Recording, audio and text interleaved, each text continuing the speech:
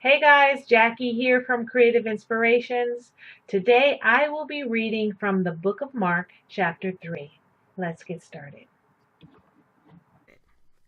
Another time Jesus went into the synagogue, and a man with a shriveled hand was there.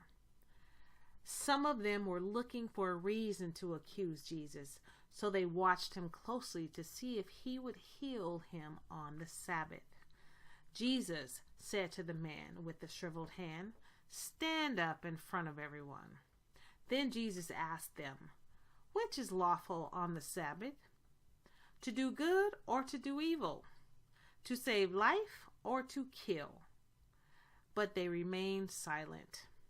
He looked around at them in anger and, deeply distressed at their stubborn hearts, said to the man, "Stretch out your hand." He stretched it out, and his hand was completely restored. Then the Pharisees went out and began to plot with the Herodians how they might kill Jesus. Jesus withdrew with his disciples to the lake, and a large crowd from Galilee followed. When they heard about all he was doing, many people came to him from Judea, Jerusalem, Idumea, and the regions across the Jordan and around Tyre and Sidon. Because of the crowd, he told his disciples to have a small boat ready for him to keep the people from crowding him.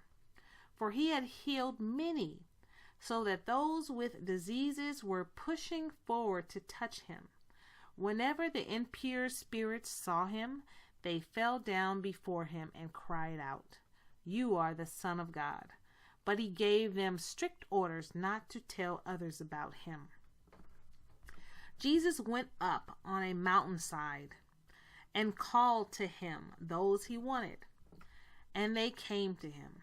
He appointed 12, that they might be with him, and that he might send them out to preach, and to have authority to drive out demons. These are the 12 he appointed: Simon, to whom he gave the name Peter; James, son of Zebedee, and his brother John. To them he gave the name Boanerges, which means sons of thunder; Andrew, Philip, Bartholomew, Matthew, Thomas, James, son of Alphaeus, Thaddeus, Simon the Zealot, and Judas Iscariot, who betrayed him. When Jesus entered a house, and again a crowd gathered, so that he and his disciples were not even able to eat, when his family heard about this, they went to take charge of him, for they said, "He is out of his mind." And the teachers of the law who came down from Jerusalem said, "He is possessed by Beelzebul, by the prince of demons. He is the driving out demons."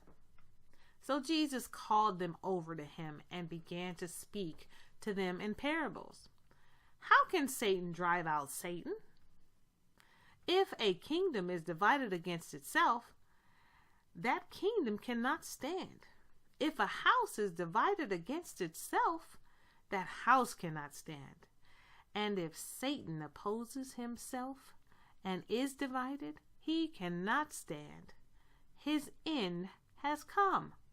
In fact, no one can enter a strong man's house without first tying him up. Then he can plunder the strong man's house. Truly, I tell you, people can be forgiven all their sins and every slander they utter. But whoever blasphemes against the Holy Spirit will never be forgiven. They are guilty of an eternal sin." He said this because they were saying he has an impure spirit.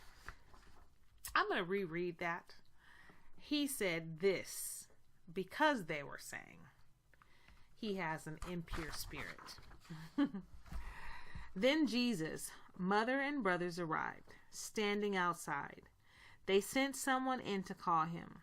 A crowd was sitting around him, and they told him, "Your mother and brothers are outside looking for you." "Who are my mother and my brothers?" he asked. Then he looked at those seated in a circle around him and said, "Here are my mother and my brothers. Whoever does God's will is my brother and sister and mother." That is the end of that chapter, guys. I hope you enjoyed my reading. If you have any questions or comments, please feel free.